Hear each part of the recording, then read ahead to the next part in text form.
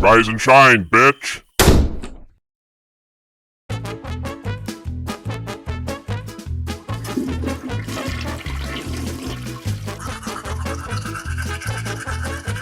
Then the horse says, "No, you're the one who has the long face."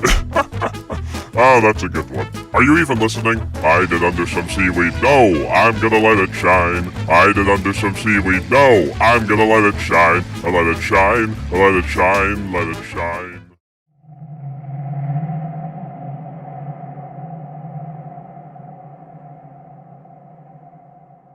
Alright, I'm gonna let management know we're about to cross into the exclusion zone. Might take a bit, so here's a game to review in the meantime. What? You went to bed early last night. How the f*** are you exhausted? Hey, I'd like to see you get a good night's sleep with this shit on your head. Boo-hoo. Just shut up and review the game. I'm heading out. How am I supposed to review it if I shut up? Don't care. Bye. So what do we have here? Metal Hellsinger? Okay, there's a skull, a gun, and a demon on the cover. A demon holding a skull and a gun, actually. Whatever. Let me just grab my notebook, hit play, and get this over with.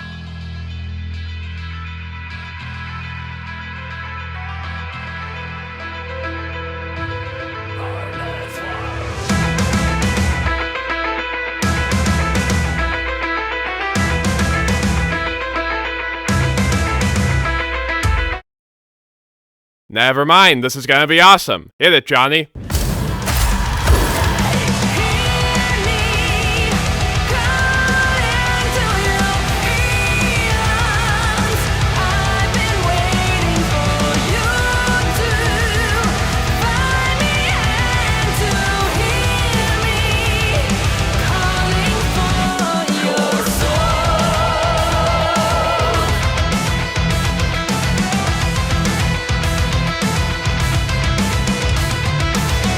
You know, I sometimes wonder if this whole game reviewer shtick is worth pursuing. You play plenty of good games, sure, but in between you have to sift through tons of middling ones. Those games that fade from your memory mere hours after completion. Those games where you wake up in the morning and think, well, I guess I'd better play more of that today. What else is going on in my life? Part of the job, I suppose, but play too many of those in a row, and you start rethinking all the life choices that led you here. But then you launch up a random game from your backlog one day, and it just slaps. And my god, it slaps hard. It sets your world ablaze and makes even the good games you've played recently look lame in comparison. Soma, Doom, Bioshock Infinite, Mass Effect 2, Phantom Liberty. These are some examples of games that temporarily ruined the rest of the industry for me. And you can add today's game to that list, yes sir. I am in an extremely good mood today, my dudes, and nothing, absolutely nothing, can change that. What's that? Ubisoft is charging $130 for Star Wars Outlaws? That don't bother me. Whoops, I spilled boiling hot coffee all over my new pants? Look at me. Do I look mad? Do I? Hang on, you're telling me I forgot to pay my rent and I'm now being asked to leave the apartment? Man, who cares? I just played Metal Hellsinger, a head-banging rhythm-based FPS from Swedish developer The Outsiders. Get that eviction notice out of my face. I ain't got time for your negativity, pal. Anyway, let's stop filibustering and get this show started. Hell, the setting of humanity's first self-insert fanfic, has long served as a gory battleground for hardened space marines, ripping and tearing through demons for mankind's survival and all that jazz. Well, this ain't that type of game, and jazz ain't its kind of music. Instead, we take on the role of a demon named the Unknown, eschewing power armor and bulging muscles from menacing horns and a vicious stare. The Unknown's true power lies in her voice, her song, which has been taken from her by the Red Judge out of fear she may become a powerful being known as the Hellsinger. Deprived of her memories and cast down to the deepest layer of hell, the Unknown climbs and fights her way to the resting place of Paz, a head-banging skull who also serves as the game's narrator. Paz's power, his pulse as he calls it, connects him and the Unknown to the universe's rhythm, partially restoring her power and making the two a fearsome double act. Together, they escape their frozen prison and go on a blood-soaked concert tour through the many layers of hell, paving their way towards the Red Judge with their songs of fury and vengeance. Poor bastards. That's destiny for you. You can't unlock an anguish gate without breaking a few monsters.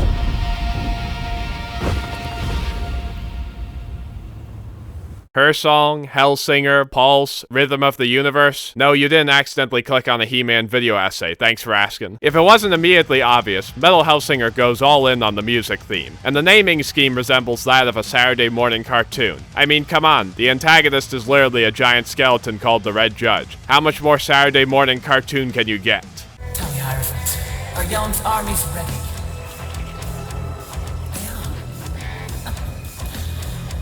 Good.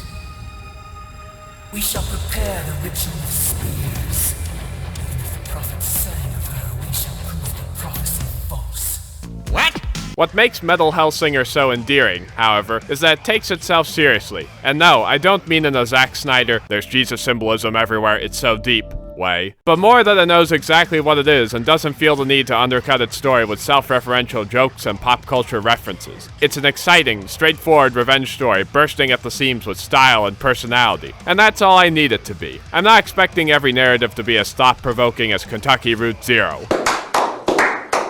It helps that the studio brought in some veteran talent too, with Jennifer Hale voicing the Red Judge and former NFT shill Troy Baker narrating the game as Paz.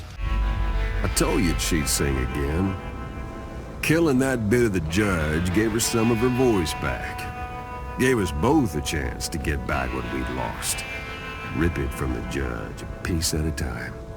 Yes, I know he's in literally everything. I'm convinced that if heaven exists, God himself is probably voiced by Troy Baker too. But maybe he's in everything because, I don't know, he's a great, versatile actor? Just a thought. Either way, I like his performance as Paz. A lot, actually. It's part of what elevates the story and presentation here, as he gives Paz a...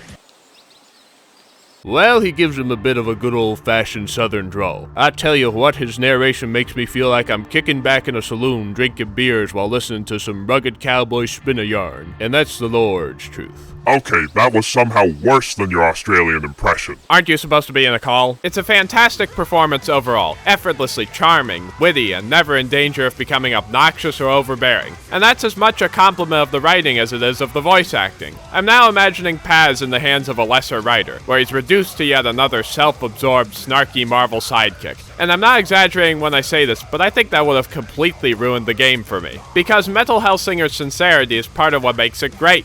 It doesn't have a post-ironic bone in its body, instead letting its epic story of angels, demons, former angels, and powerful songs that rock the heavens unfold in spectacular fashion. It even manages to squeeze in an odd, but weirdly endearing romance between the Unknown and Paz. But let's not dwell too much on the details of that.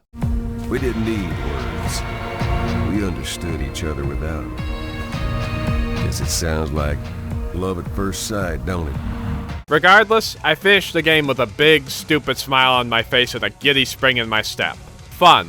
That's what Metal Hellsinger's story and characters as a whole are. Well, the smart money is probably not on us. But who don't love an underdog? Anyway, that's enough of this schmaltzy shit. Sincerity? More like I sincerely hope you're ready to flash some devil horns and bang your heads because it's time to dive into the gameplay, my dudes. Hit it again, Johnny.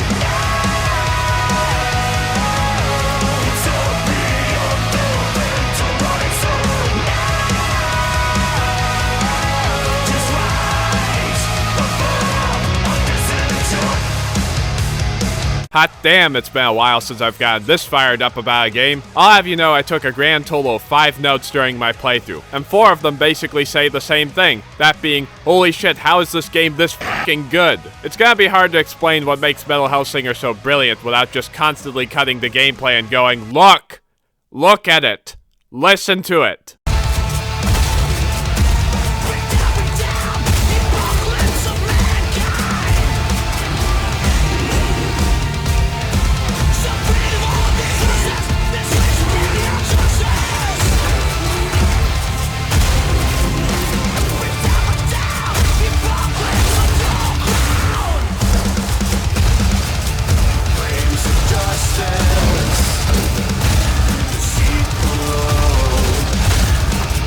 I mean, that's it. That's the review right there. What more do you want me to say? Anyway, I'm a huge fan of the whole rhythm action game concept, which is strange because I generally suck at rhythm games. Guitar Hero, can't hit a note to save my life. That minigame in Night in the Woods, so embarrassingly bad that I won't even show a clip. But for some reason when you replace the drumsticks with guns and the cymbals with demons, well, then I start cooking.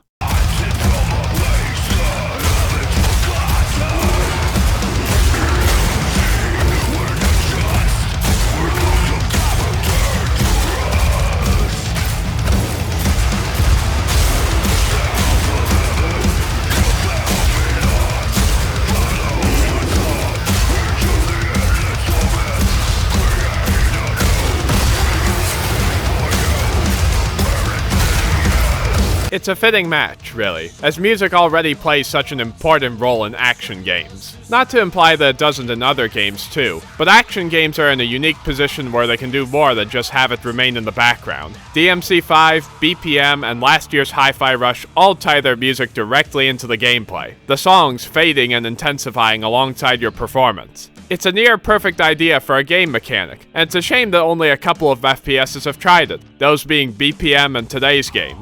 But boy, if Metal Hellsinger doesn't make a compelling case for why there should be more of them. I talk a lot about gameplay loops on this channel, and how superfluous mechanics can turn potentially great loops into mediocre ones, and bad loops into, well, excruciatingly bad ones. So when I say that Metal Hellsinger has one of the best, most laser-focused, most satisfying gameplay loops I've experienced in a while, well, I think that should count for something. You could even say I admire its purity, a game unclouded by busywork, jank, or attempts at mass appeal. Sorry, what were we talking about? So you'd better get ready to shoot, stab, dash, and reload to the beat, my dudes, because you can't stumble your way through Metal Hellsinger. Your damage is tied to how closely you match the beat, with every good to perfect hit increasing your damage multiplier, your fury meter, as the game calls it, which maxes out at 16 and drops if you take too much damage or go too long without hitting anything. Unless you're using Paz, but more on that in a bit. And if you can keep a hit streak going without missing a beat, you gain a few buffs, such as explosive glory kills and faster recharge for your weapon's ultimate.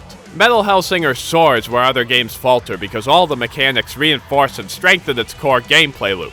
It's utterly ruthless in its design, cutting everything that could possibly distract from the only thing that matters, slaying demons to the beat. And that ruthlessness also extends to the level design. It ditches secret areas, puzzles, side quests, and tedious platforming sections in favor of back-to-back arenas, giving you more than enough opportunities to master each weapon's reload pattern, fire rate, and ultimate. There are brief interludes in between, but it doesn't want you to snooze through these, instead demanding you whip out Paz to keep your fury meter high while headbanging your way to the next arena. Downtime, you'll find, is a word that doesn't exist in Metal Hellsinger's guttural vocabulary, and that's great. It prioritizes speed and momentum, wisely knowing not to waste the player's time with extraneous bullshit, something not even id Software could do.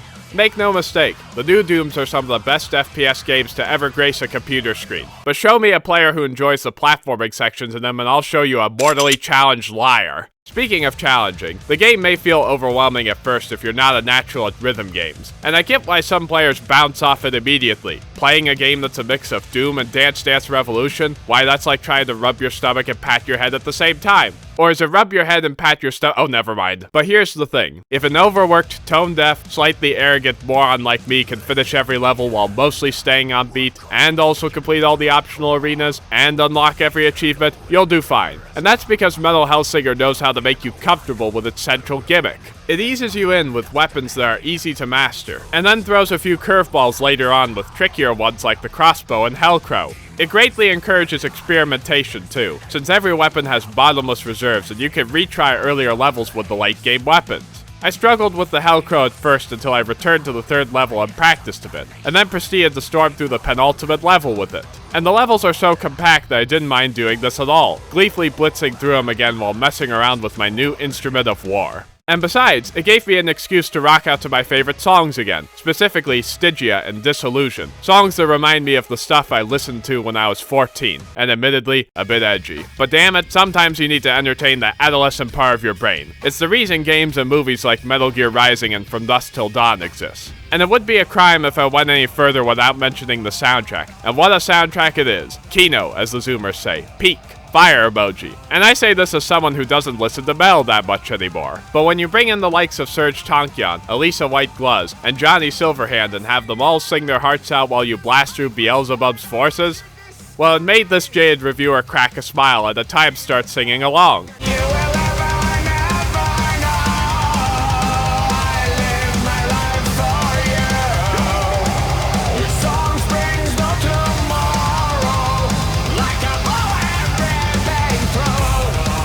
Are the lyrics insanely corny? Absolutely. But hey, everyone needs a little starch in their diet. But you ain't gonna hear those vocals until you headbang your fury meter up to 16. And let me tell you, the adrenaline rush you get once you start consistently maxing out your fury meter and the vocals are constantly blasting in your ears is fucking crazy. Because you did it. You went up to 11. You're one with the music. The arena has turned into a stage and you're playing percussion. Your gunshots become devastating snare hits and your heart starts beating at 1,000,000 miles an hour as you storm into the next arena right as the chorus hits, and it just...